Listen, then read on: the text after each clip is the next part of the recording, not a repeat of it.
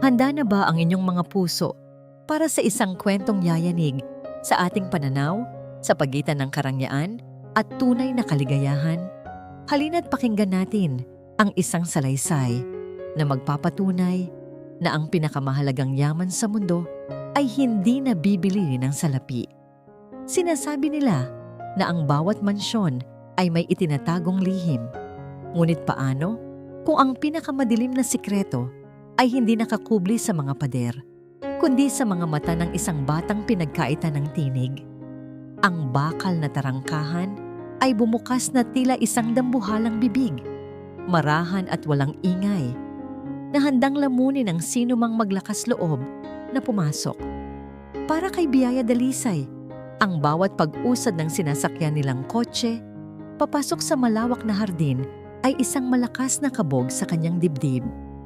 Dito nakasalalay ang pangarap ng kanyang pamilya sa probinsya. Dito magsisimula ang kanyang bagong buhay bilang isang kasambahay sa Mansyon del Silencio. Napakaganda ng mansyon, puti, malaki, at matayog na tila isang palasyo mula sa mga kwentong bayan. Ngunit sa likod ng perpektong pintura at mga bintanang kumikinang sa sikat ng araw, may kakaibang lamig na bumabalot sa paligid.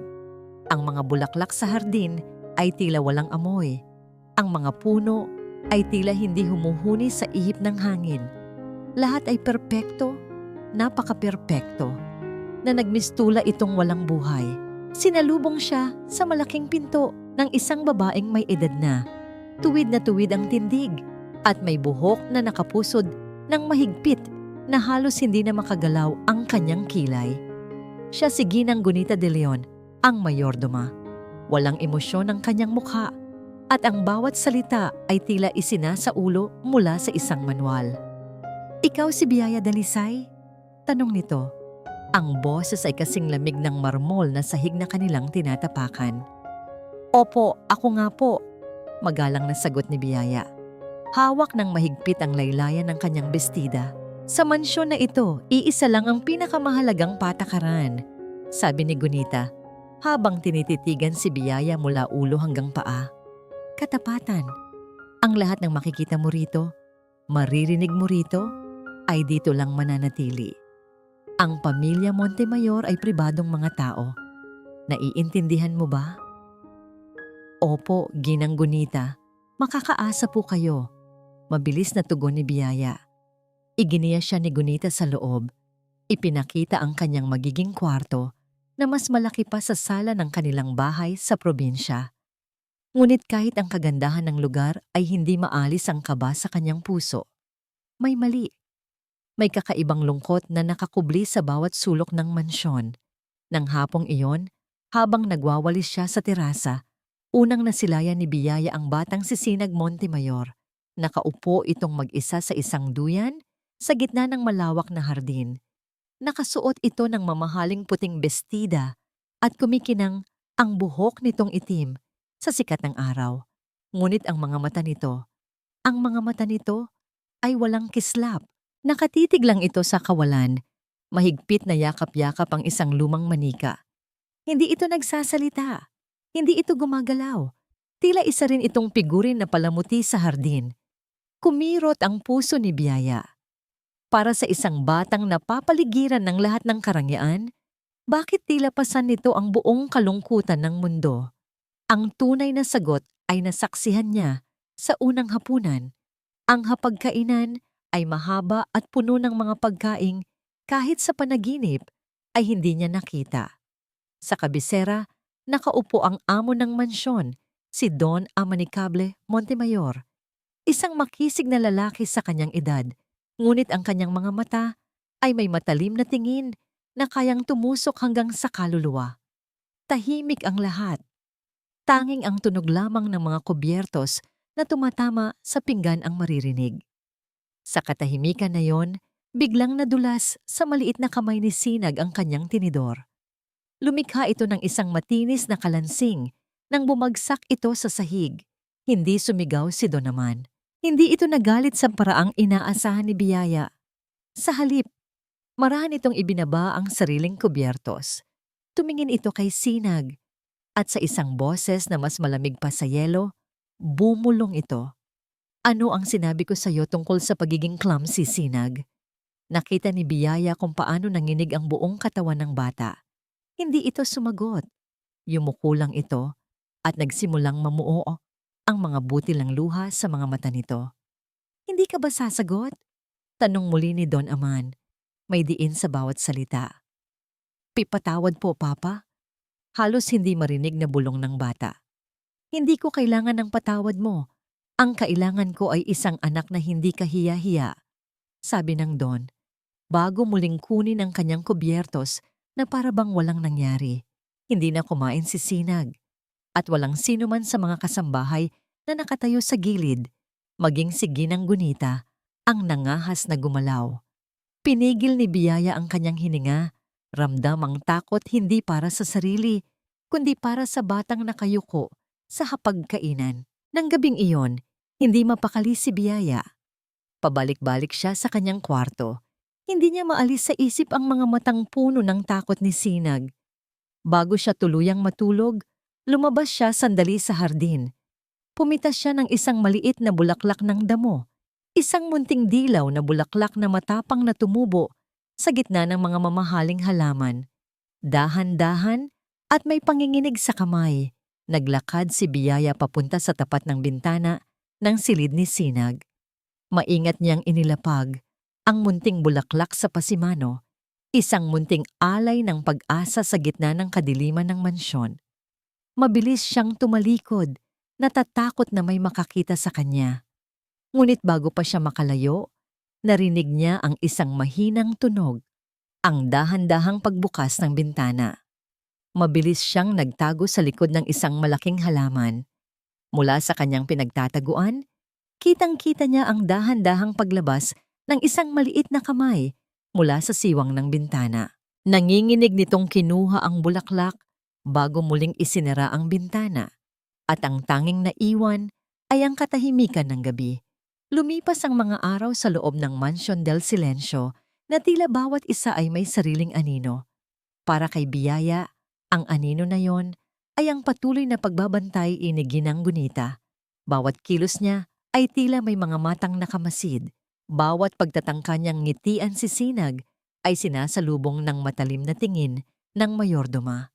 Naging isang maingat na sayaw ang bawat araw, isang sayaw ng pagsunod, pagmamasid, at paghihintay ng tamang pagkakataon. Sa kabila ng lahat, naramdaman ni Biyaya ang isang munting pagbabago.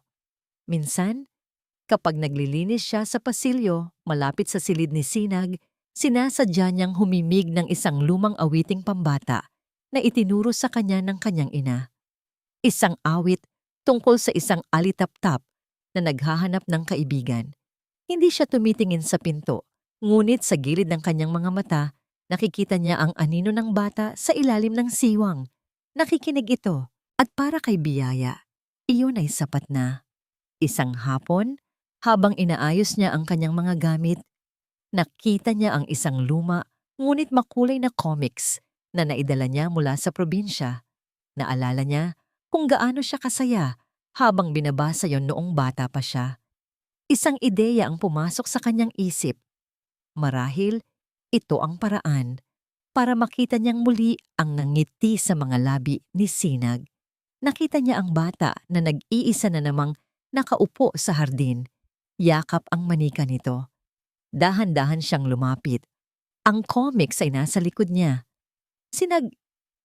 Mahina niyang tawag. Lumingon ang bata. Walang salita. Ngunit may pagtataka sa mga mata nito. May ibibigay sana ako sa'yo, sabi ni Biyaya. Dahan-dahang inilalabas ang comics. Ngunit bago pa man niya maiabot ito, isang malamig na boses ang pumunit sa katahimikan ng hardin. Biyaya. Napatayo ng tuwid si Biyaya.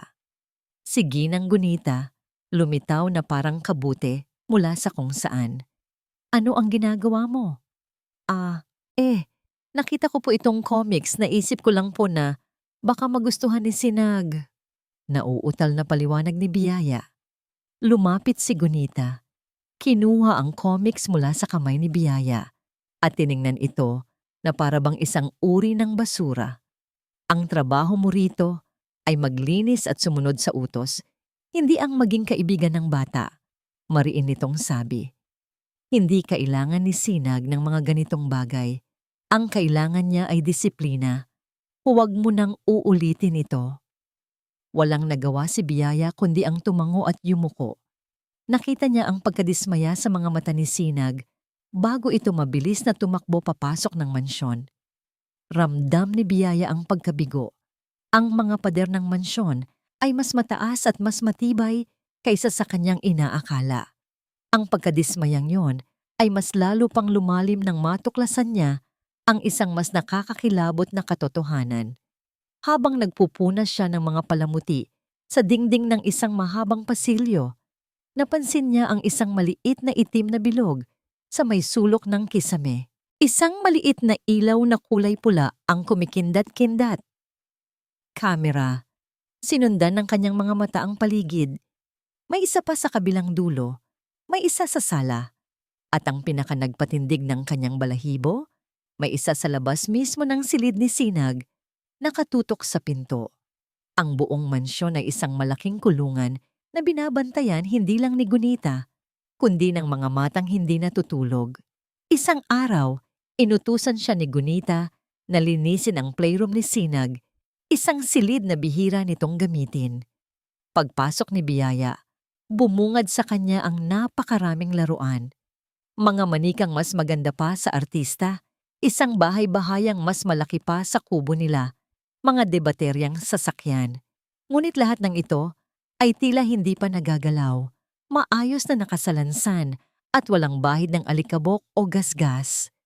At sa gitna ng lahat ng karangyaan na yon, sa isang sulok, doon nakaupo si Sinag sa sahig. Kausap nito ang luma, gutay-gutay na manika, ang manikang lagi nitong yakap. Hindi nagsasalita si Sinag, ngunit ang kanyang mga kamay, ang kanyang mga mata, ang bahagyang paggalaw ng kanyang mga labi. Lahat ay nagpapahiwatig ng isang malalim na pakikipag-usap. Siya at ang manika sa kanilang sariling mundo, isang mundong walang boses. Naunawaan ni Biyaya na ang manikang yon ang tanging tagapakinig ng mga salitang hindi kayang bigkasin ng bata. Habang nag-aayos ng mga gamit, napadpad si Biyaya sa isang maliit na mesa kung saan nakapatong ang isang silver na picture frame. Larawan yon ng isang napakagandang babae, ang yumaong asawa ni Don naman, si Alonsina. Kamukhang-kamukha niya si Sinag, ngunit gaya ng kanyang anak, ang ngiti sa mga labi ni Alonsina ay hindi umabot sa kanyang mga mata. May bakas ng lungkot, isang pamilyar na kalungkutan na araw-araw nakikita ni Biyaya sa mga mata ni Sinag. Kinagabihan, habang tinutulungan niyang magbihis si Sinag para matulog, hindi sinasadyang nabitawan ng bata ang hawak nitong manika. Mabilis itong pinulot ni Biyaya. Heto na ang kaibigan mo, malamig niyang sabi. Ngunit sa pagpulot niya, may naramdaman siyang isang matigas na bagay sa loob ng laylayan ng bestida ng manika. Nagtaka siya. Hinawakan niya itong muli. Mayroon nga. Nang si Sinag ay nakatalikod na at paakyat sa kama, maingat na kinapa ni Biyaya ang tahi sa gilid ng bestida ng manika. May isang bahagi doon na tila binuksan at muling isinara. Gamit ang kanyang kuko, dahan-dahan niyang sinira ang ilang hibla ng sinulid. Nanginig ang kanyang mga kamay nang may isang maliit na bagay na bakal ang dumulas mula sa maliit na butas at nahulog sa kanyang palad. Malamig ito at mabigat. Isang luma at maliit na susi na may kakaibang disenyo. Hindi ito mukhang susi para sa alinmang modernong pinto sa mansyon. Ito ay susi para sa isang bagay na luma, isang bagay na matagal nang nakatago. Tinitigan niya ang susi sa kanyang palad at kasabay ng malakas na kabog ng kanyang dibdib. Alam niyang hindi lang isang simpleng susi ang hawak niya. Hawak niya ang simula ng isang malaking lihim. Kinabukasan, tila sinadya ng tadhana na bigyan si Biyaya ng pagkakataon. Inutusan siya ni Ginang Gunita na mag-ayos at maglinis sa lumang bodega sa likod ng mansyon, isang lugar na tila naging sementeryo ng mga nakalimutang bagay. Dito itinatambak ang lahat ng hindi na ginagamit, mga sirang kasangkapan, at mga kahon na puno ng alikabok at alaala. Habang nag-aayos, isang bagay ang pumukaw sa kanyang atensyon. Sa ilalim ng isang puting kumot na puno ng agyo, may isang maliit na baul na gawa sa maitim na kahoy, at sa ibabaw nito, isang kahon. Hindi ito ordinaryong kahon. Ito ay isang music box na may kakaibang ukit ng mga alon at tala sa takip.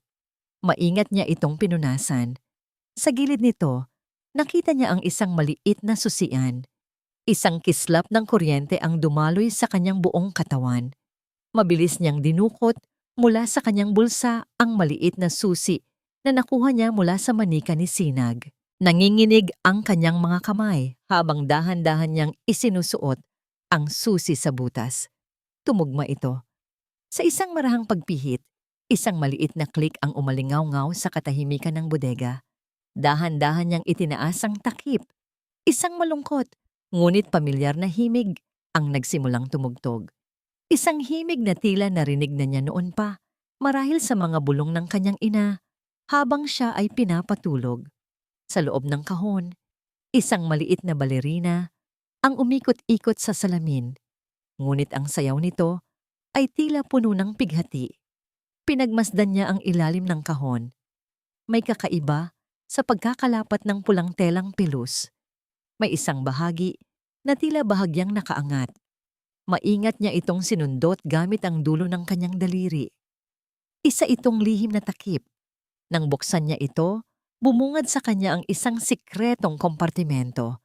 Hindi alahas ang laman nito, kundi mga bagay na mas mahalaga pa sa anumang ginto. Isang maliit na kwadernong nababalutan ng balat, isang lumang litrato, at isang nakatuping sulat na naninilaw na sa katagalan. Una niyang kinuha ang kwaderno. Ito ay isang tala-arawan. Ang sulat kamay ay maganda, ngunit tila minadali.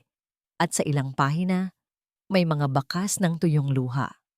Binuklat niya ito. Ito ang tala-arawan ni Alonsina. Ang mansyon na ito ay isang gintong hawla. Bawat araw, nararamdaman kong paunti-unti akong namamatay sa loob. Nakita ko siyang muli sa bayan kanina. Ang tunay na araw ng aking buhay. Ngunit kahit isang ngiti ay hindi ko maibigay. Ang mga mata ng halimaw ay laging nakabantay. Nagpatuloy sa pagbasa si Biyaya.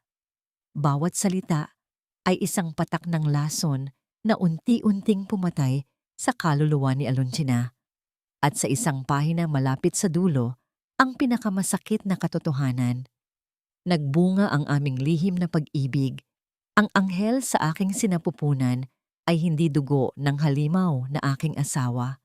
Siya ay bunga ng tunay na pagmamahal. Itatago ko ang katotohanan ito kahit anong mangyari para sa kanyang kaligtasan, para sa aking Sinag.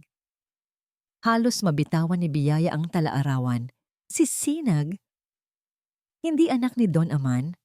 Ang lahat ng pagmamalupit, ang lahat ng lamig. Iyon pala ang dahilan. Sunod niyang kinuha ang litrato. Si Alonsina, ngunit ibang-iba. Ang kanyang nangiti ay totoo. Abot hanggang sa kanyang mga mata. Katabi niya ang isang simpleng lalaki na may maamong mukha. At sa kanilang mga mata ay mababasa ang isang pag-ibig na dalisay at walang halong pagkukunwari. Ito ang tunay na ama ni Sinag. At ang huli, ang sulat. Binuksan niya ito. Ito ay para sa isang taong tinawag ni Alonsina na aking pinakamatalik na kaibigan, aking kanlungan. Elena, kung binabasa mo ito, ibig sabihin ay nangyari na ang aking kinatatakutan. Wala na akong ibang mapagkakatiwalaan kundi ikaw. Ingatan mo ang kahon na ito. Ingatan mo ang lihim ng aking anak. Balang araw, gamitin mo ito para bigyan siya ng kalayaan. Huwag mong hayaang mabulok ang kanyang liwanag sa dilim ng mansyon na ito. Elena, paulit-ulit na umikot ang pangalan sa isip ni Biyaya. Elena Dalisay, ang kanyang ina. Biglang nag-ugnay ang lahat. Ang pamilyar na himig ng music box, ang mga bili ng kanyang ina na laging protektahan ang mga naaapi. Ang dahilan kung bakit bigla silang pinaalis sa dati nilang trabaho. Ang kanyang ina ay hindi lang simpleng kasambahay ni Alonsina. Sila ay magkaibigan. At ang misyon na ito ay isang pamana. Niyakap ni Biyaya ang kahon. Ang dating awa na nararamdaman niya para kay Sinag ay naging isang nag-aalab na determinasyon. Hindi na ito simpleng trabaho. Hindi na ito simpleng pagtulong sa isang naaping bata. Ito ay isang pangako. Isang pangakong binitiwan ng kanyang ina na ngayon ay kailangan niyang tuparin. Sa gitna ng kanyang malalim na pag-iisip, isang tunog mula sa labas ang nagpabalik sa kanya sa kasalukuyan. Ang marahang pagkaluskos ng mga gulong ng sasakyan sa graba. Napatingin siya sa bintana. Ang itim na kotse ni Don Aman. Umuwi ito ng maaga. Nataranta si Biyaya. Kailangan niyang itago ang kahon. Mabilis niyang isinilid pabalik ang talaarawan at ang sulat. Ngunit sa kanyang pagmamadali, dumulas sa nanginginig niyang kamay ang litrato ni Alonsina at ng tunay na ama ni Sinag. Lumagapak ito sa sahig. Ang salamin ay hindi nabasag, ngunit lumikha ng isang maliit na tunog. Habang mabilis niyang dinadampot ang litrato, narinig niya ang pagbukas ng pangunahing pinto ng mansyon at pagkatapos, ang mga yabag. Papalapit sa bodega kung nasaan siya. Matigas, mabigat, at may autoridad. Ang mga yabag ni Don Amanicable Montemayor. Halos hindi siya makahinga sa tindi ng kabog ng kanyang dibdib. Ang mga yabag sa labas ay huminto, mismo sa tapat ng pinto ng bodega. Hawak pa rin ni Biyaya ang litrato. Ang malamig na papel ay tila dumidikit sa kanyang nanginginig na palad. Bumukas ang pinto. Tumambad si Don Aman. Ang kanyang anino ay mas naunang pumasok. Mahaba at tila isang dambuhala. Tumingin ito sa paligid, sa mga nagkalat na gamit, at sa wakas, sa kanya. May bahid ng iritasyon sa mukha nito. Ano ang ginagawa mo rito? Tanong nito. Ang boses ay mababa, ngunit may bigat. Mabilis na nag-isip si Biyaya. Ikinuyom niya ang kanyang palad kung nasaan ang litrato at mabilis na isinuksok ito sa bulsa ng kanyang palda habang yumuyuko siya para kunin ang isang basahan. "Pipasensya na po, Don Aman," sabi niya. Sinisikap na gawing normal ang kanyang boses. "Inutusan po ako ni Ginang Gunita na maglinis dito. May nahulog lang po akong gamit." Tiningnan siya ni Don Aman mula ulo hanggang paa na para bang isa lamang siyang langgam na naligaw sa kanyang teritoryo. Hindi ito interesado sa kanyang paliwanag. "Bilisan mo riyan. Ayokong may nakakalat na basura sa aking pamamahay," sabi nito bago tumalikod at naglakad paalis. Ang mga yabag ay muling naging marahan palayo. Nang marinig niyang sumara ang pinto ng mansyon, noon lang nakahinga ng maluwag si Biyaya. Napasandal siya sa pader, nanginginig ang mga tuhod. Muntik na. Isang pagkakamali lang at maaari iyong maging katapusan niya. Isinilid niya pabalik ang litrato. Sa lihim na kompartimento ng music box, isinara ito at maingat na ibinalik sa ilalim ng kumot sa pinakasulok ng bodega kung saan hindi ito agad mapapansin. Nang gabing iyon, sa kanyang maliit na kwarto, hindi mapakali si Biyaya. Niyakap niya ang kanyang mga tuhod habang nakaupo sa kama. Ang bigat ng katotohanan ay tila isang malaking bato na nakadagan sa kanyang dibdib. Hindi niya ito kaya ng mag-isa. Isa lang siyang kasambahay. Sino ang maniniwala sa kanya laban sa isang makapangyarihan at respetadong bilyonaryo? Kailangan niya ng tulong. Ngunit kanino? Bigla, naalala niya ang isang balita na napanood niya sa maliit na telebisyon sa kusina para sa mga katulong ilang linggo na ang nakalipas.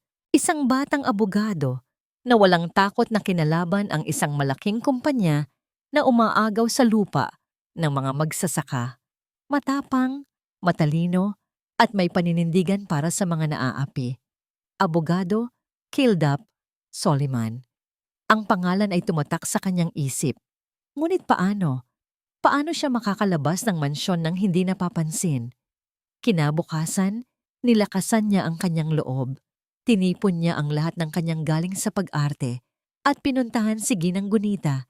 May mga pekeng luha na namumuo sa kanyang mga mata. Ginang Gunita, pasensya na po sa abala. Simula niya nanginginig ang boses. Tumawag po kasi ang kapatid ko. May sakit po si nanay. Kailangan lang po sana ako kahit 2 oras lang para dalhin siya sa doktor. Tinitigan siya ni Gunita. Ang mga mata ay nanunuri. Tila hinahanap ang anumang bakas ng pagsisinungaling. Mahaba ang katahimikan. Sa wakas, bumuntong hininga ito. Sige, 2 oras. Pero siguraduhin mong babalik ka agad. Marami ka pang gagawin. Salamat po. Maraming salamat po. Halos mapasigaw na, sabi ni Biyaya. Nagmamadali siyang umalis. Dala ang maliit na halaga na naipon niya at ang address ng opisina ni Atty. Soliman na sinearch niya sa internet gamit ang luma niyang telepono. Ngunit sa halip na sa opisina, isang text message ang natanggap niya mula sa numero ng abogado matapos niyang magpakilala. Magkita tayo sa Kape Kalinaw, mas ligtas doon. Ang Kape Kalinaw ay isang maliit na kapihan sa isang eskinita, malayo sa mga magagarang gusali. Pumasok si Biyaya, ang puso niya'y kumakmakabog. Sa isang mesa sa sulok, nakaupo ang isang lalaking nakasalamin. Seryosong nagbabasa ng mga dokumento, si Kildap Soliman. Attorney Soliman? Mahinang tanong ni Biyaya. Tumingala ito. Miss Dalisay, maupo ka. Umupo si Biyaya, hindi mapakali sa kanyang upuan. Sinimulan niyang ikwento ang lahat. Ang kalagayan ni Sinag, ang pagmamalupit ni Don Aman, ang kanyang mga hinala. Sa simula, nakikinig lang si Kildap. Ang ekspresyon ay profesional at mahirap basahin. Marahil ay sanay na itong makarinig ng mga ganitong kwento. Miss Dalisay, mabigat ang mga akusasyon mo, sabi nito nang matapos si Biyaya. Alam mo bang maaari kang makasuhan ng label kung wala kang matibay na ebidensya? Mayroon po, sabi ni Biyaya. Ang boses ay naging mas matatag. Mayroon po akong talaarawan ng yumaong asawa niya, si Alonsina, at isang music box. Sa pagbanggit niya ng music box, biglang nagbago ang tindig ni Kildap. Ang kanyang mga mata ay nagkaroon ng kakaibang kislap. Music box? Ulit nito. Anong itsura? Gawa po sa kahoy. May mga ukit ng alon at tala. Paliwanag ni Biyaya. Napahilig si Kildap sa mesa, ang boses ay bumaba. Matagal ko nang iniimbestigahan ang pamilya Montemayor. Ang pagkamatay ni Alonsina. Hindi ako naniniwalang aksidente yon. Bago siya mahulog sa kanyang yate, sinabi niya sa isang kaibigan na may ibibigay siyang mahalagang bagay sa kanya. Isang bagay na maglalagay daw kay Don Aman sa panganib. Ang palatandaan daw ay ang himig ng mga alon at tala. Nagkatinginan sila. Sa wakas, may naniwala sa kanya. May kakampi na siya, ngunit ang pag-asa ay may kasamang panganib. Makinig ka, Biyaya. Seryosong sabi ni Kildap. Kailangan natin ng mas matibay na ebidensya. Isang bagay na hindi maitatanggi sa korte. Kailangan mong mag-ingat. Mas mapanganib ang kinakalaban mo kaysa sa iyong inaakala. Dumukot si Kildap ng isang bagay mula sa kanyang bag. Isang maliit na telepono, mas maliit pa sa kanyang palad. Gamitin mo ito. Ligtas ang linyang ito. Itago mo itong mabuti. Kunan mo ng litrato ang bawat pahina ng talaarawan. I-record mo ang anumang kahina-hinalang pag-uusap. Anumang ebidensya na makukuha mo, ipadala mo sa akin agad. Tinanggap ni Biyaya ang telepono. Isang maliit na bagay na naglalaman ng lahat ng kanyang pag-asa at panganib. Salamat po, attorney, sabi niya. Puno ng pasasalamat ang kanyang puso. Nang bumalik si Biyaya sa mansyon, saktong-sakto sa 2 oras, isang malamig na kaba ang muling gumapang sa kanyang dibdib. Sa may pintuan, nag-aabang si Ginang Gunita. Nakahalukip-kip ito, ang kanyang mukha ay walang emosyon. Ngunit ang kanyang mga mata ay tila nakikita ang lahat. Ang sikretong telepono sa kanyang bulsa, ang bagong pag-asa sa kanyang puso, at ang panganib na dala nito. Ang pagbabalik sa Mansyon del Silencio na may dalang sikreto ay tila paglalakad sa isang manipis na alambre. Bawat ngiti ni Biyaya kay Sinag ay may kasamang takot na baka may kahulugang nababasa si Ginang Gunita. Ang maliit na teleponong bigay ni Kildap ay tila isang nagbabagang uling sa kanyang bulsa, mabigat at laging nagpapaalala sa panganib na kanyang sinuong. Naging mas mahigpit si Don naman. Marahil ay isang pagkakataon lang, ngunit tila mas madalas na itong umuuwi ng maaga.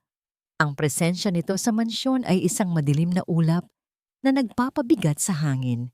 Nadagdagan din ang mga security guard na nagpapatrolya sa paligid ng bakuran. Ang hawla ay lalong isinasara. Sa kabila nito, si Biyaya ay nagpatuloy. Ang bawat libreng sandali ay ginugugol niya sa loob ng banyo, ang tanging lugar kung saan siya nagkakaroon ng kahit kapirasong privacy. Doon, sa liwanag na nagmumula sa maliit na bintana, maingat niyang kinukunan ng litrato ang bawat pahina ng talaarawan ni Alonsina gamit ang sikretong telepono. Ang bawat click ng kamera ay kasabay ng malakas na kabog ng kanyang dibdib. Ang mga salita ni Alonsina, puno ng sakit, pag-ibig at takot, ay naging mga digital na anino na mabilis niyang ipinapadala kay Kildap bago burahin ang lahat ng bakas. Ang tanging liwanag sa madilim na mga araw na yon ay si Sinag. Tila may naramdamang pagbabago ang bata kay Biyaya. Isang hapon, habang nagdidilig si Biyaya ng mga halaman sa hardin, biglang sumigaw si Don Aman sa isang hardinero dahil lamang sa isang nalantang bulaklak. Sa tindi ng takot, lahat ay napayuko. Ngunit sa gitna ng katahimikan, naramdaman ni Biyaya ang isang maliit na kamay na humawak sa kanya. Si Sinag. Nakatayo ito sa kanyang tabi, mahigpit ang kapit sa kanyang palda. Hindi ito nagsalita, ngunit ang ginawa nito ay mas malakas pa sa anumang sigaw. Sa unang pagkakataon, hindi ito nagtago. Sa halip, humanap ito ng kanlungan sa kanya. Tiningnan ni Biyaya ang bata, at sa kanilang mga mata, isang pangako ang nabuo. Isang pangakong hindi na kailanman siya mag-iisa, ngunit ang bawat sandali ng pag-asa ay may katapat na anino ng panganib.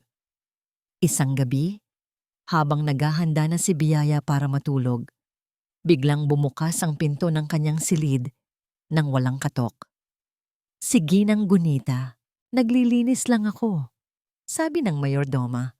Ang boses ay walang laman, ngunit ang kanyang mga mata ay tila isang scanner na sinusuri ang bawat sulok ng kwarto. Napatayo si Biyaya, ang puso niya'y gustong lumundag palabas ng kanyang dibdib. Ang sikretong telepono, nasaan na nga ba yon? Agad niyang naalala, nasa ilalim ng unan. Gabi na po, Ginang Gunita. Baka po gusto niyo nang magpahinga, sabi ni Biyaya. Sinisikap na harangan ang daan papunta sa kanyang kama. Ngunit hindi siya pinansin ni Gunita. Naglakad ito papasok, sinimulang ayusin ang mga damit sa aparador. Hinawakan ang mga libro sa maliit na mesa. Bawat galaw nito ay mabagal at sinadya, isang uri ng pagpapahirap, hanggang sa huminto ito sa tapat ng kanyang kama. Tinitigan nito ang unan. Mukhang magulo ang higaan mo, sabi ni Gunita. At iniangat nito ang unan. Ngunit wala roon ang telepono. Isang araw bago iyon, dahil sa matinding kaba, naisip ni Biyaya na kailangan niya ng mas ligtas na taguan. Mula sa kusina, kumuha siya ng isang maliit na plastic bag at doon isinilid ang telepono. Pagkatapos, ay ibinaon niya ito sa pinakailalim ng isang sako ng bigas na nakatago sa kanyang kabinet. Isang pilit ng ngiti ang binigay ni Biyaya. Pasensya na po. Inaantok na po kasi ako. Ibinalik ni Gunita ang unan sa dati nitong pwesto.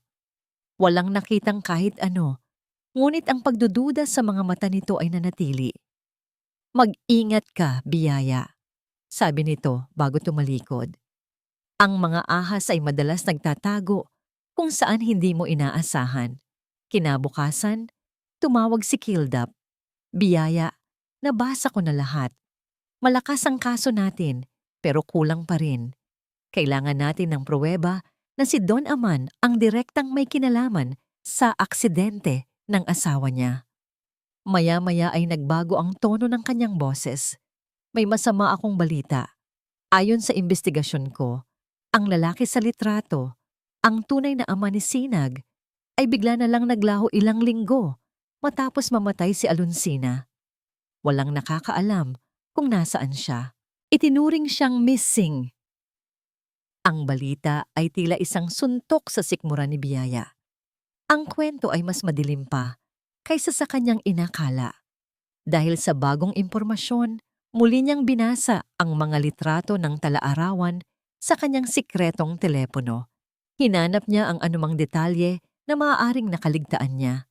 At doon, sa isang pahinang halos mabura na ng mga patak ng luha, may isang pangungusap na isinulat si Alonsina. Isang pangungusap na tila wala sa konteksto. Kung may mangyari sa akin, hanapin mo ang awit ng dagat sa loob ng kanyang opisina. Iyon ang susi sa lahat. Ang opisina ni Don Aman. Ang pinakabawal na lugar sa buong mansyon. Walang sino man ang pinapayagang pumasok doon maliban sa kanya. Ngunit ngayon, alam na ni Biyaya ang kanyang susunod na gagawin. Kakailanganin niyang pumasok sa lungga ng leon. At kailangan niyang gawin yon ngayong gabi. Ang gabi ay bumaba sa Mansion del Silencio na may dalang kakaibang bigat. Ang bawat anino ay tila mas mahaba. Ang bawat tunog ay mas matinis para kay Biyaya. Ang bawat pagpatak ng orasan ay isang martilyo na pumupukpok sa kanyang dibdib, palapit ng palapit sa hating gabi.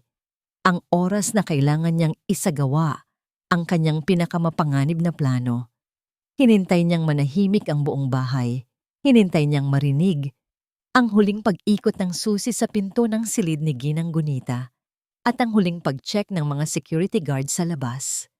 Nang ang tanging maririnig na lamang ay ang sarili niyang hininga. Dahan-dahan siyang bumangon. Walang sapin sa paa. Naglakad si Biyaya sa madilim na pasilyo na tila isang multo.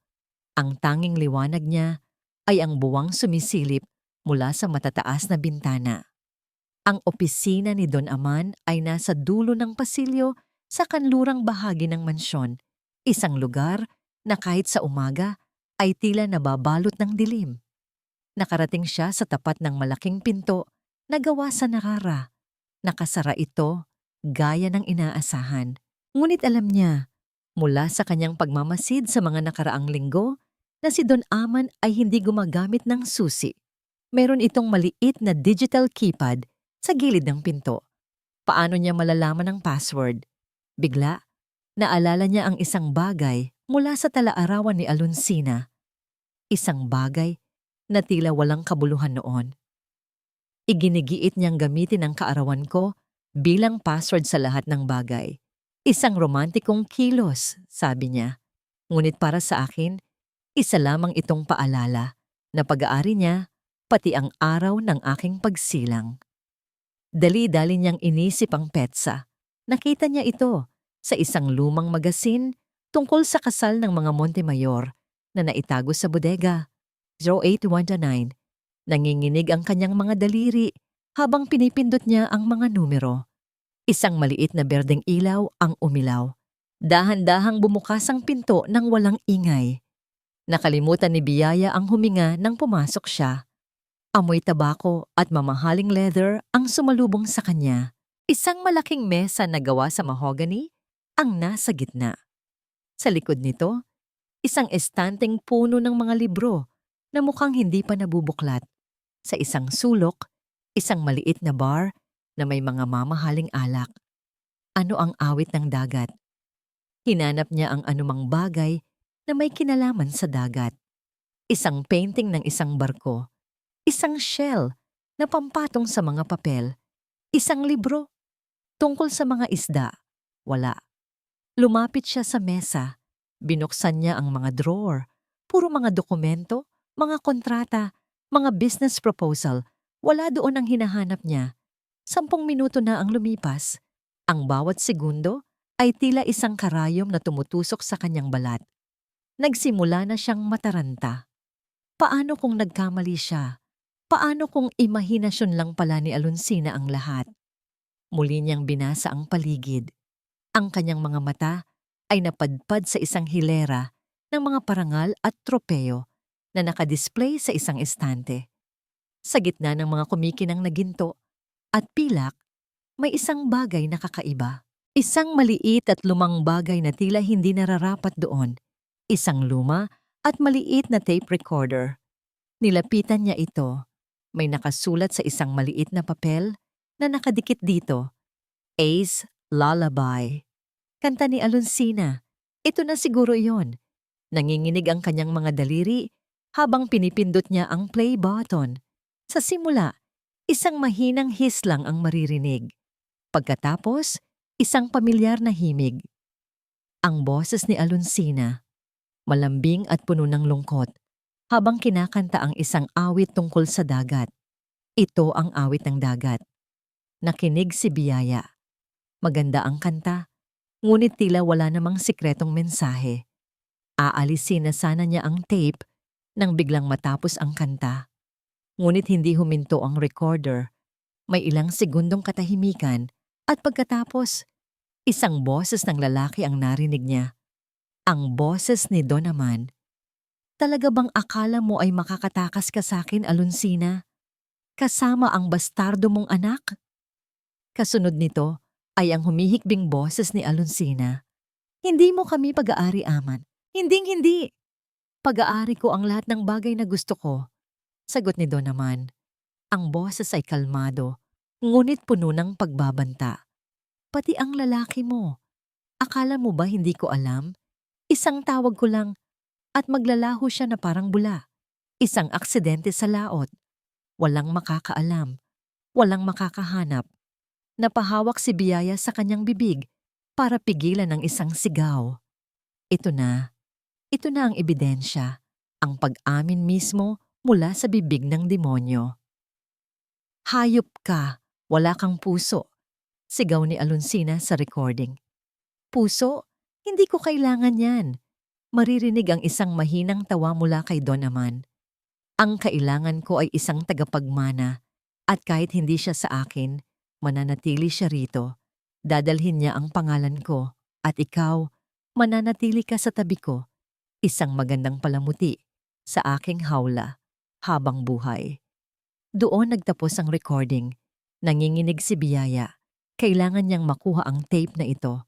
Ngunit habang inaabot niya ito, biglang bumukas ang ilaw sa opisina. Napapikit si Biyaya sa biglaang liwanag. Nang imulat niya ang kanyang mga mata, isang anino ang nakatayo sa may pinto.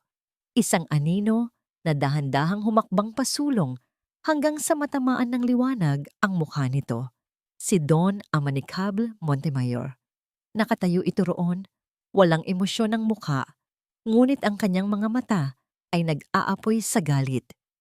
Isang galit na tila kayang sunugin ang buong mundo. At ang mga matang iyon ay nakatitig ng diretso sa kanya. Ang katahimikan sa loob ng opisina ay mas nakakabingi kaysa sa anumang sigaw. Ang tanging maririnig ay ang mahinang pag-ikot ng tape sa loob ng recorder na hawak pa rin ni Biyaya. Ang oras ay tila huminto. Ang bawat tibok ng puso ni Biyaya ay isang malakas na dagundong sa kanyang tainga. Hindi gumalaw si Don Aman. Nakatayo lang ito sa may pinto. Pinapanood siya na parang isang entomologo na sinusuri ang isang insektong nahuli sa kanyang bitag. Pagkatapos ng tila isang walang hanggang sandali, isang malamig na ngiti ang sumilay sa kanyang mga labi. Hindi ito isang ngiti ng kagalakan, kundi isang nangiti ng tagumpay, isang nangiti na nagsasabing, "Huli ka." "Biyaya, biyaya, biyaya," sabi nito, dahan-dahan at may diin sa bawat pantig. na para bang nilalasap ang kanyang pangalan. Sabi na nga ba't may kakaiba sa'yo? Masyado kang matanong, masyado kang mapagmasid. Isang katangian na hindi maganda para sa isang simpleng kasambahay. Napaatras si Biyaya, mahigpit na hawak ang tape recorder na tila ito ang kanyang kalasag. Hindi ko po sinasadya. Nagsimula siyang magpaliwanag, ngunit alam niyang walang silbi ang anumang kasinungalingan. Huwag ka nang mag-abala. Putol ni Don naman. Dahan-dahan itong humakbang palapit. Bawat hakbang ay tila isang lindol sa sahig na kinatatayuan ni Biyaya. Alam mo ba, matagal na kitang pinagmamasdan. Mula pa nung una kang nagdala ng bulaklak sa bintana ni Sinag, akala ko ay isa ka lang simpleng probinsyana na naawa sa bata. Ngunit nagkamali ako. Huminto ito sa tapat mismo ng mesa. Isang dipa na lang ang layo sa kanya. Ang paglabas mo para dalawin ang iyong ina. Ang mga madalas mong pagpunta sa banyo. Akala mo ba ay tanga ako? Tumingin ito sa tape recorder. At ngayon, ito, ang huling piraso ng palaisipan. Naghahanap ka ng isang bagay na hindi sa'yo. Sa isang mabilis na kilos na hindi inaasahan ni Biyaya, inagaw nito ang tape recorder mula sa kanyang kamay. Walang nagawa si Biyaya. Ang lakas nito ay hindi niya kayang labanan. Ngunit bago pa man niya maagaw ito, sa isang kisap mata ng desperation at talino, nagawa ni Biyaya na pindutin ang isang maliit na button sa gilid ng recorder, ang send button, isang function na nadiskubre niya habang kinakalikot ang sikretong telepono, kaya nitong kumonekta sa ibang device via Bluetooth. Ang audio file, ang buong pag-uusap na naglalantad sa krimen ni Don Aman, ay naipadala na, papunta sa telepono ni Kildap. Hindi ito napansin ni Don Aman. Kinuha nito ang tape, binuksan ang recorder at dinukot ang kaset. Binali niya ito sa dalawa gamit lang ang kanyang mga kamay. Tapos na ang laro. Biyaya, sabi nito. Ang boses ay puno ng kasiguraduhan. Hindi! Sigaw ni Biyaya. Ang takot ay napalitan ng bigla ang tapang. Kahit anong gawin mo, lalabas ang katotohanan. Isang malakas na tawa ang kumawala kay Don naman. Katotohanan? Sino ang maniniwala sa'yo? Isang hamak na katulong laban sa akin? Ako ang batas dito, Biyaya. Ako ang gumagawa ng katotohanan. Mali ka. Ang pagsagot ni Biyaya ang tila nagpasiklab sa huling pisi ng kanyang pasensya. Nawala ang nangiti sa mukha ni Don naman. Pinalitan ito ng isang maskara ng purong galit. Wala kang alam, bulong nito. Pinalaki kita sa palad ko. Bawat kilos mo, alam ko. Akala mo ba ay hindi ko alam ang tungkol sa maliit na abogadong yon? Akala mo ba hindi ko kayang bayaran ang bawat taong nakakausap mo? Sa isang senyas, pumasok si Ginang Gunita. Kasunod ang dalawang malalaking security guard. Paalisin niyo na ang basurang ito sa aking pamamahay. Utos ni Don Aman. Tinalikuran na si Biyaya na para bang isa na lamang siyang dumi sa kanyang sapatos. Huminto ito sandali. At Biyaya, dagdag nito nang hindi lumilingon. May pamilya ka sa probinsya, hindi ba? Isang maling salita mo lang sa labas, isang maling galaw, at baka hindi na sila magising kinabukasan. Naiintindihan mo ba? Ang pagbabanta ay tumagos sa puso ni Biyaya na parang isang punyal. Ang kanyang pamilya. Iyon ang kanyang kahinaan. Walang nagawa si Biyaya. Habang hinihila siya ng mga gwardiya palabas, sinubukan niyang pumiglas, sinubukan niyang sumigaw. Si Sinag! Huwag ninyong sasaktan si Sinag! Nasa may bintana si Sinag, ginising ng ingay. Nakita niya ang lahat. Ang pagkaladkad kay Biyaya. Ang galit sa mukha ng kanyang ama. Ang maliit na pag-asa na nagsimulang tumubo sa kanyang puso sa mga nakaraang linggo ay biglang binunot at niyurakan. Ang kanyang mukha ay namutla at muli isinara niya ang kanyang sarili sa isang mundong walang tinig. Ibinato si Biyaya sa labas ng bakal na tarangkahan. Bumagsak siya sa magaspang na semento. Sumara ang tarangkahan sa kanyang harapan. Ang tunog nito ay pinal at walang awa. Naiwan siyang mag-isa sa dilim. Wala siyang pera, wala siyang gamit. At ang pinakamasakit sa lahat, naiwan niya si Sinag sa loob, pabalik sa kamay ng halimaw. Umiyak si Biyaya, hindi dahil sa sakit ng kanyang pagbagsak, kundi dahil sa bigat ng kanyang pagkatalo. Nabigo siya. Itinulak niya si Sinag sa mas malalim na kapahamakan. Sa gitna ng kanyang pagtangis, narinig niya ang isang tunog, isang pamilyar na ringtone. Nanginginig niyang dinukot ang sikretong telepono mula sa kailaliman ng kanyang bulsa, ang tanging bagay na hindi nakuha sa kanya.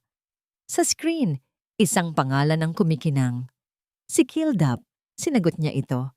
Hello? Biyaya, nakuha ko na ang file, sabi ni Kildap sa kabilang linya. Ang boses nito ay apurado. Pero naka-encrypt. Kailangan ng password para mabuksan. Pero may mas importante tayong problema. Kaka-announce lang. Si Don Aman Montemayor. Magdaraos ng isang malaking press conference bukas ng umaga. Maglulunsad siya ng isang charity foundation para sa mga naabusong bata. Kailangan nating kumilos. Ngayon na. Ang maliit na opisina ni Kildap Soliman ay naliligo sa liwanag ng iisang desk lamp habang sa labas, ang kadiliman ng gabi ay dahan-dahang nagpapaalam sa pagsikat ng araw. Ang bawat sulok ng silid ay puno ng mga libro ng batas, mga tumpok ng dokumento, at mga baso ng kapeng walang laman. Sa gitna ng lahat ng ito, si Kildap at si Biyaya, 2 taong pinag-isa ng isang desperadong misyon. Naka-encrypt, sabi ni Kildap sa pang-10 ulit, habang nakatitig sa laptop screen kung saan ang audio file ay tila isang nakakandadong pinto. Sinadya niyang lagyan ng password. Marahil ay bilang proteksyon kung sakaling may ibang makakuha nito. Kailangan natin ng password, Biyaya. Isipin mo, anumang bagay na importante kay Alonsina. Isang salita, isang petsa. Napahilamos si Biyaya sa kanyang mukha. Pagod na pagod siya. Ang kanyang damit ay may bahid ng dumi mula sa kanyang pagkabagsak at ang kanyang mga mata ay mugto sa kaiiyak, pero walang lugar para sa pagsuko. Sinubukan ko na po ang kaarawan niya. Iyon ang password sa pinto ng opisina. Sinubukan ko na rin ang pangalan ni Sinag. Kailangan ay isang bagay na siya lang, o marahil kayo lang ng ina mo, ang nakakaalam. Giit ni Kildap. Habang mabilis na nagtatype sa kanyang keyboard, sinusubukan ang iba't ibang kombinasyon. Muling iwinaksi ni Biyaya ang kanyang isipan, pabalik sa mga pahina ng talaarawan. Ang bawat salita ay tila isang multo na sumasayaw sa kanyang alaala. Hinanap niya ang isang bagay na hindi pangkaraniwan, isang bagay na tila lihim. Bigla, isang imahe ang pumasok sa kanyang isip. Isang pahina na may drawing, isang maliit na drawing ng isang starfish, at sa ilalim nito, isang pangungusap. Ang araw ng kapanganakan ng bituin ng dagat ang siyang magbibigay liwanag sa lahat. Kaarawan ng bituin ng dagat, bulong ni Biyaya. Ano iyon? Tanong ni Kildap, huminto sa pagtatype. Sa talaarawan po, may isinulat si Alonsina. Ang araw ng kapanganakan ng bituin ng dagat. Starfish po ang drawing, paliwanag ni Biyaya. Pero hindi ko po alam kung anong petsa iyon. Napaisip si Kildap, baka hindi literal na starfish. Baka ang tinutukoy niya ay Sinag. Pero sinubukan na po natin ang birthday niya. Paano kung hindi ang birthday niya dito sa mundo? Sabi ni Kildap, isang biglaang kislap ng ideya ang lumitaw sa kanyang mga mata. Paano kung ang araw kung kailan siya unang nalaman ni Alonsina? Ang araw kung kailan niya nalamang buntis siya? Mabilis na binuklat ni Biyaya ang mga litrato ng talaarawan sa sikretong telepono. Hinanap nila ang pahinang yon. At naroon nga. Isang entry na may petsang December 21. Ngayon ko nalaman. May isang munting bituin na nabubuhay sa loob ko. Ang aking Sinag. 13221. sabi ni Kildap habang tinatype ang mga numero. Isang click. At ang waveform ng audio file ay lumitaw sa screen. Nagtagumpay sila. Nang marinig nilang muli ang malinaw na boses ni Don Aman mula sa speakers, ang pag-amin, ang pagbabanta, ang walang pusong pagtawa. Isang panibagong alon ng galit at determinasyon ang dumaloy kay Biyaya. Ito na ang kanilang sandata. Ang press conference ay magsisimula sa loob ng 3 oras, sabi ni Kildap, tinitingnan ng kanyang relo. Hindi sapat ang oras para idaan ito sa tamang proseso ng pulisya. Sasabihin lang nilang peke ang recording. Kailangan nating gawin ito sa paraang hindi niya makokontrol. Sa harap ng publiko, sa harap ng media na mahal niya, may biglang naalala si Biyaya. May kilala po ako, sabi niya. Isang reporter. Dati siyang sikat, pero biglang nawala. Nagkwento sa akin ang isa sa mga hardinero noon na isinulat niya ang isang expose tungkol sa mga iligal na gawain sa minahan ng Montemayor. Kinabukasan, nawalan siya ng trabaho at na-blacklist sa lahat ng network. Ano ang pangalan niya? Jessica Jess Reyes. Mabilis na hinanap ni Kildap ang pangalan sa internet. Ilang minuto lang, nakuha niya ang contact number nito. Isang tawag, 2 tawag. Sa pangatlo, isang inaantok na boses ang sumagot. Ipinaliwanag ni Kildap ang lahat ng mabilis. Sa simula, nag-aalinlangan si Jess. Minsan na siyang sinunog ng apoy ng mga Montemayor. Ngunit nang marinig niya ang pangalan ni Alonsina at ang kwento ng isang batang pinagkaitan ng tinig, ang natutulog na apoy ng pagiging isang tunay na mamamahayag ay muling nag-alab sa kanyang puso. Ipadala mo sa akin ang audio file, sabi ni Jess. Ako na ang bahala. May utang na loob sa akin ang isa sa mga sound technician sa hotel kung saan gaganapin ang event. Susubukan kong ipasok ito sa kanilang system. Habang si Kildap at Jess ay nag-uusap tungkol sa teknikal na detalye ng plano, may ibang bagay na bumabagabag sa isip ni Biyaya. Si Sinag. Paano kung sa gitna ng gulo, matakot ang bata? Paano kung mas lalo lang siyang masaktan? Kinuha niya ang sikretong telepono. Binuksan niya ang voice recorder. At sa isang boses na malambing at puno ng pagmamahal, nag-iwan siya ng mensahe. Sinag, mahal ko. Si Yaya Biyaya ito. Alam kong natatakot ka, pero gusto kong malaman mo na hindi ka nag-iisa. Tandaan mo ang awit ng alitaptap? Kahit gaano kadilim, laging may isang munting ilaw na hindi mamamatay. Ikaw ang ilaw na yon, Sinag. Huwag kang matakot na magliwanag. Mahal na mahal kita. Ipinadala niya ang voice message kay Jess. Miss Jess, pwede po bang, kung may pagkakataon, iparinig niyo po ito sa kanya o sa kahit sinong makakatulong sa kanya sa loob. Gagawin ko ang lahat, taimtim na sagot ni Jess. Ang plano ay nakalatag na. Ito ay isang sugal. Isang malaking sugal na nakasalalay sa tapang ng isang reporter, sa galing ng isang sound technician, at sa isang pagkakataon na baka hindi na muling dumating. Habang papalabas sila ng opisina para pumunta sa hotel, alam ni Biyaya na ang laban na ito ay hindi na lang para sa kanya o para tuparin ang pangako sa kanyang ina. Ito ay para sa libu-libong tinig na pinatahimik ng takot at kapangyarihan. Ito ay para kay Sinag. Ang ballroom ng Manila Grand Hotel ay kumikinang sa ilaw ng mga kamera at nag-uumapaw sa mga taong naka-Amerikana at magagarang bestida. Mga reporter, politiko, sosyalista, lahat ay naroon para saksihan ang pinakabagong akto ng kabutihang loob ni Don Amanicable Montemayor. Si Biyaya, nakatayo sa pinakalikod ng bulwagan, malapit sa pinto, ay tila isang multo. Nakasuot ng hiniram na bestida mula sa sekretarya ni Kildap. Walang sino mang nakapansin sa kanya. Isa lang siyang ordinaryong mukha sa gitna ng maraming tao. Ngunit sa loob niya, isang bagyo ang nagwawala. Sa entablado, Nagsimula ng magsalita si Don naman. Ang kanyang boses ay malumanay, puno ng pekeng awa at sinseridad. Nagsasalita siya tungkol sa kahalagahan ng pagprotekta sa mga bata, sa pagbibigay sa kanila ng isang ligtas na tahanan. Bawat salita ay isang punyal na tumatarak sa puso ni Biyaya. Ang kasinungalingan ay napakakapal, napakakinang, na halos naniwala na rin siya. At nandoon si Sinag, nakaupo sa isang silya sa gilid ng entablado, katabi si Ginang Gunita. Nakasuot ito ng magandang kulay rosas na bestida, ngunit tila isa itong manika na walang buhay.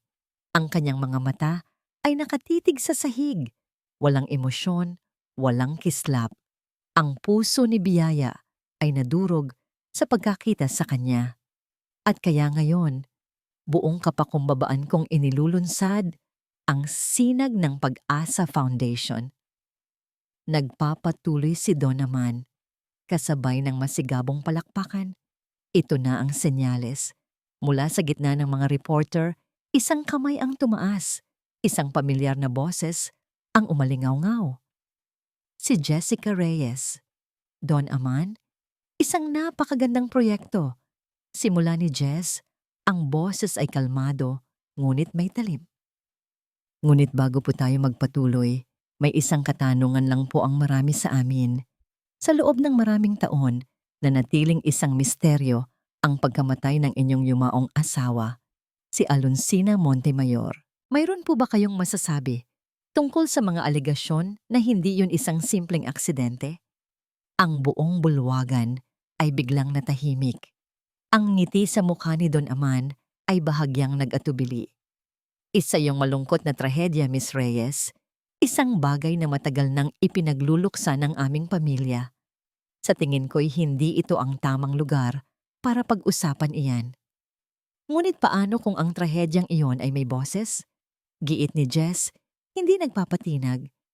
Paano kung ang boses na iyon ay magpapatunay na ang tunay na halimaw ay hindi nagtatago sa dilim, kundi nakatayo mismo sa entablado, sa ilalim ng mga ilaw?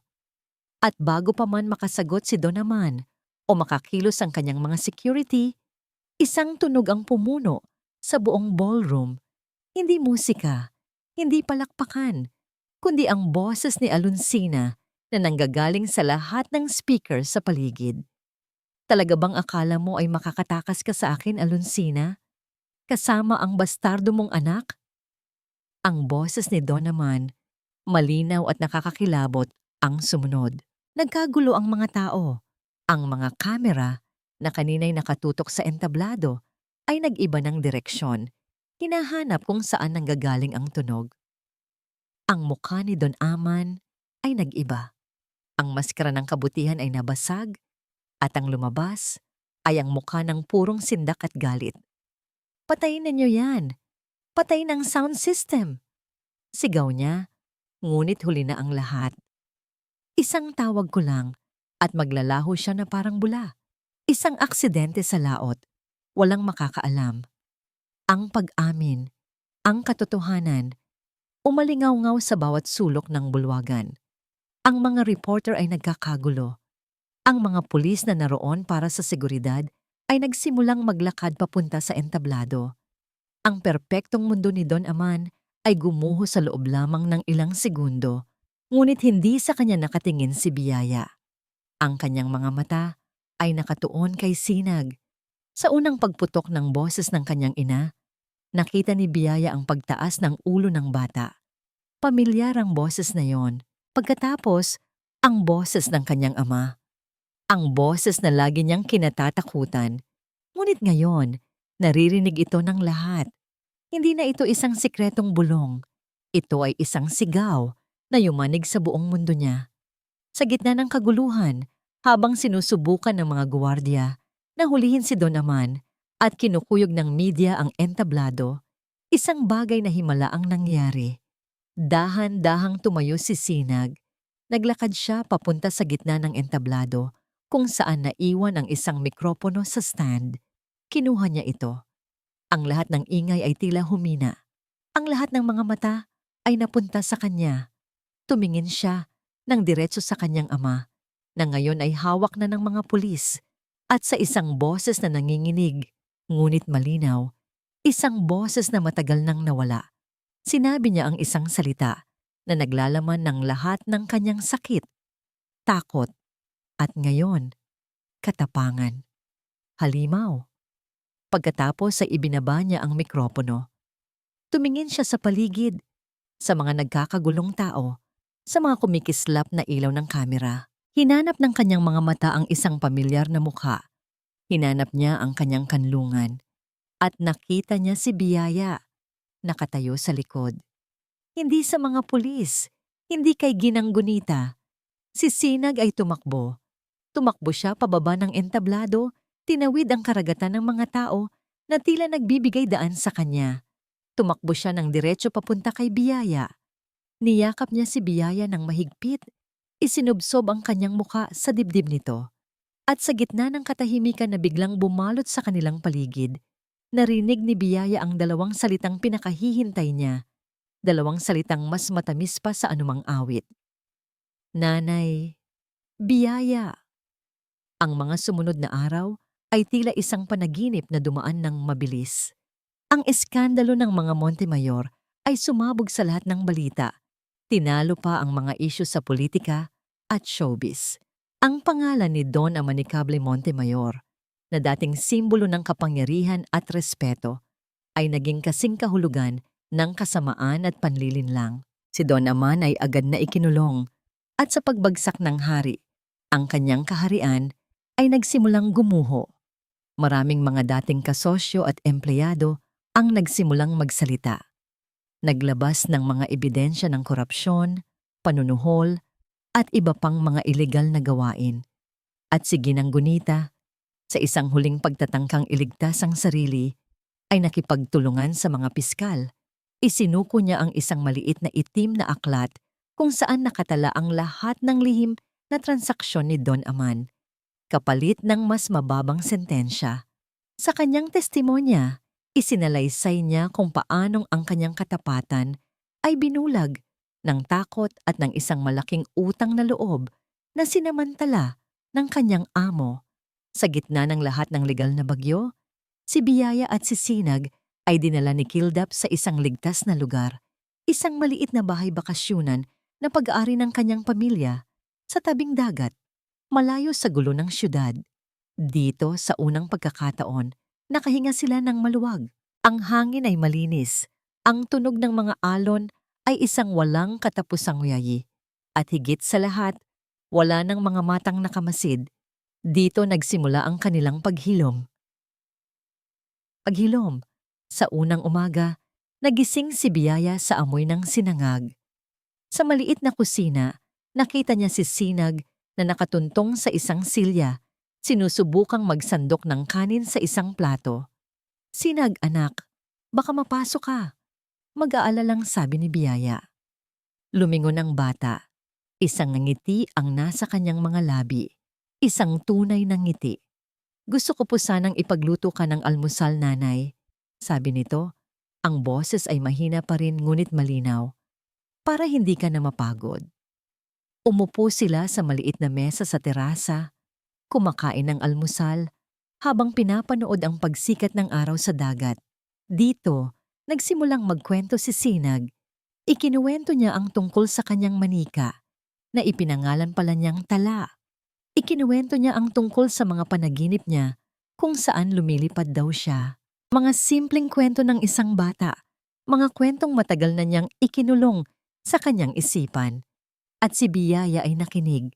Bawat salita ay tila isang hiyas na kanyang pinupulot at itinatago sa kanyang puso. Isang hapon, dumating si Kildap. May dala siyang mga libro, prutas, at isang magandang balita. Nagsimula na ang pagdinig ng kaso, sabi niya habang nakaupo sila sa buhanginan. At dahil sa testimonya ni Gunita at sa iba pang ebidensya, malabong makalabas pa si Don Aman. At tungkol sa'yo, Sinag. Lumingon siya sa bata. Nag-file na kami ng petisyon para opisyal na maibigay kay Biyaya ang custody mo. Isang ngiti ang sumilay sa mukha ni Biyaya. Salamat, Kildap. Sa lahat-lahat, walang anuman. Sagot ni Kildap. Ang kanyang mga mata ay nakatingin kay Biyaya ng may kakaibang init. Ginawa ko lang ang tama. Kinagabihan, bago matulog si Sinag, kinuha ni Biyaya ang sikretong telepono. Naisip niyang panahon na para malaman ni Sinag ang buong katotohanan tungkol sa kanyang tunay na ina. Ipinakita niya sa bata ang mga litrato ng talaarawan. Ito ang sulat kamay ng Mama Alonsina mo, malambing niyang sabi. Binasa nila ito ng sabay. Binasa nila ang tungkol sa malaking pag-ibig ni Alonsina para sa tunay na ama ni Sinag. Binasa nila ang tungkol sa pangarap ni Alonsina na itakas si Sinag at mamuhay ng simple at masaya. At higit sa lahat, binasa nila kung gaano kamahal ni Alonsina ang kanyang munting bituin ng dagat. Hindi umiyak si Sinag. Sa halip, isang malalim na pag-unawa ang makikita sa kanyang mga mata. Kaya pala malungkot ang kanta niya. Bulong nito. Niyakap ni Biyaya ang bata. Pero mahal na mahal kanya Sinag. At kahit nasaan man siya ngayon, siguradong masaya siyang makita kang ligtas at masaya na. Pagkalipas ng isang linggo, dumating ang isang sulat mula sa abogado ni Kildap. Naglalaman ito ng isang bagay na hindi nila inaasahan. Bago mamatay si Alonsina, nakagawa pala ito ng isang lihim na last will and testament sa tulong ng isang tapat na abogado. Nakasaad doon na kung sakaling may mangyari sa kanya, ang buong karapatan sa pag-aalaga kay Sinag ay mapupunta sa taong nagmamay-ari ng isang music box na may ukit ng mga alon at tala. At kasama ng karapatang yon, isang maliit na trust fund, hindi kasing laki ng yaman ng mga Montemayor, ngunit sapat para makapagsimula ng isang bagong buhay malayo sa anumang anino ng nakaraan. Hawak ni Biyaya ang sulat. Ang mga luha ay nagsimulang mamuo sa kanyang mga mata. Isang regalo mula sa nakaraan. Isang basbas mula sa isang ina para sa isa pang ina. Isang patunay na ang pagmamahal ay laging hahanap ng paraan. Lumipas ang 6 na buwan. Ang ingay ng eskandalo ay unti-unti nang humupa, napalitan ng mga bagong balita, ng mga bagong drama. Para sa mundo, ang kwento ng mga Montemayor ay isa na lamang kabanatang nagsara. Ngunit para kina Biyaya at Sinag, ito ang tunay na simula.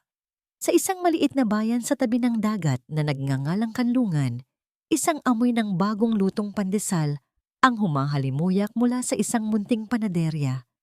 Ang pangalan sa karatula ay simple lang, Sinag Bake Shop. Sa loob, abala si Biyaya sa pagmamasa ng harina. Ang kanyang mukha ay may bahid ng arena, ngunit puno ng kasiyahan. Ang trust fund mula kay Alonsina, kasama ang kaunting ipon ni Biyaya at tulong pinansyal mula sa pamilya ni Kildap, ay naging sapat upang maitayo ang kanilang munting pangarap. Ito ang kanilang kanlungan, isang lugar na itinayo mula sa pagmamahal at pag-asa. Nanay, handa na po ang mga mesa. Masayang sigaw ng isang boses. Lumabas si Sinag mula sa kusina. Dala-dala ang isang basahan. Sa edad na 7, siya na ang pinakamasipag na assistant manager ng Sinag Bake Shop. Ang dating batang walang kibo ay isa ng masayahin at bibang bata na kinagigiliwan ng lahat ng kanilang mga suki. Ang kanyang tawa ay ang pinakamatamis na musika sa buong tindahan. Salamat anak, sabi ni Biyaya. Pinisil ang pisngi ng bata. Pagkatapos niyan, pwede mo nang gawin ang iyong assignment. Isang sasakyan ang huminto sa tapat ng bake shop. Mula rito ay bumaba si Kildap Soliman. Hindi na nakasuot ng formal na barong, kundi isang simpleng polo shirt at maong. May dala itong isang basket ng mga prutas at isang malaking ngiti. Tito Kildap! Masayang bati ni Sinag at tumakbo ito para yakapin ang abogado. Kamusta ang paborito kong kliyente? Bati ni Kildap, ginulo ang buhok ng bata. Ang pagbisita niya tuwing Sabado ay naging isang tradisyon na. Habang naglalaro sina Sinag at Kildap sa labas, Pinanood sila ni Biyaya mula sa bintana. Ang puso niya ay puno ng isang damdaming hindi niya akalaing mararamdaman niya kailanman, kapayapaan. Sa mga mata ni Kildap, nakikita niya ang isang pagtingin na higit pa sa pagkakaibigan, isang bagay na unti-unti nang tinutugon ng kanyang puso. Ngunit sa ngayon, sapat na ang makita silang masaya. Nang papalubog na ang araw, isinara na nila ang tindahan. Naglakad silang tatlo papunta sa dalampasigan. Isang tradisyon din nila ito tuwing pagbisita ni Kildap. May dalang isang paper lantern si Sinag, isang bagay na ginagawa nila buwan-buwan. Para kanino yan ngayon, anak? Tanong ni Biyaya. Para po kay Mama Alonsina. Sagot ni Sinag. Maingat niyang sinindihan ang mitya sa tulong ni Kildap. Para po magpasalamat. Kasi po, kahit wala na siya, ibinigay niya pa rin po sa akin ang pinakamagandang regalo. At ano yon? Tanong ni Kilday. Tumingin si Sinag kay Biyaya. Ang kanyang mga mata ay nagniningning na parang mga bituin. Si Nanay Biyaya po. Binitiwan nila ang parol. Pinanood nila itong dahan-dahang umakyat sa kalangitan, isang munting ilaw ng pasasalamat na lumilipad sa gitna ng kulay kahel at lilang takip silim. Nang mawala na sa paningin ng parol, niyakap ni Biyaya si Sinag mula sa likod, habang ang mga alon ay marahang humahalik sa kanilang mga paa. Nakatayo si Kildap sa kanilang tabi, isang tahimik na presensya ng suporta at pagmamahal. Tumingala si Biyaya sa langit na puno ng mga unang bituin. Ang lahat ng sakit, lahat ng takot, lahat ng sakripisyo, lahat ay may katuturan. Sa paghahanap niya ng trabaho para sa kanyang pamilya, natagpuan niya ang sarili niyang pamilya. Isang pamilyang binuo hindi ng dugo, kundi ng isang bagay na mas malakas at mas dalisay. Hindi kailangan ng dugo para maging pamilya. Bulong niya sa hangin, isang aral na itinuro sa kanya ng buhay mismo. Kailangan lang ng puso. At sa kanilang kanlungan sa tabi ng dagat, sa ilalim ng mga bituin, alam ni Biyaya na sa wakas, nakauwi na sila. Ang kwentong ating napakinggan ay isang paalala na ang tunay na pamilya ay hindi laging nakikita sa dugo o apelyido. Ito ay matatagpuan sa mga pusong handang magmahal, mag-aruga, at lumaban para sa isa't isa. Kahit sa pinakamadilim na pagkakataon, ipinakita sa atin ni Biyaya at Sinag na ang tapang at pag-ibig ay kayang tibagin ang anumang pader ng kasamaan at takot. Maraming salamat po sa inyong walang sawang pagsubaybay at pakikinig. Naway may aral at inspirasyon kayong napulot sa kwento nina Biyaya at Sinag. Ano po ang masasabi ninyo sa kanilang paglalakbay? At anong uri naman ng kwento ang gusto ninyong mapakinggan sa susunod? I-comment lamang po sa ibaba. Hindi dito nagtatapos ang ating paglalakbay. Marami pa pong kwentong kasing ganda at mas puno ng aral dito sa aming channel. Kung nagustuhan nyo ang kwentong ito, i-like, i-share sa pamilya at mga kaibigan at mag-subscribe na rin para lagi kayong updated sa mga susunod pa naming kwento. I-click nyo ang notification bell para kayo ang unang makarinig kapag may bago kaming upload. Pagpalain po kayo ng Panginoon, kayo at ang inyong buong pamilya. Hanggang sa muli.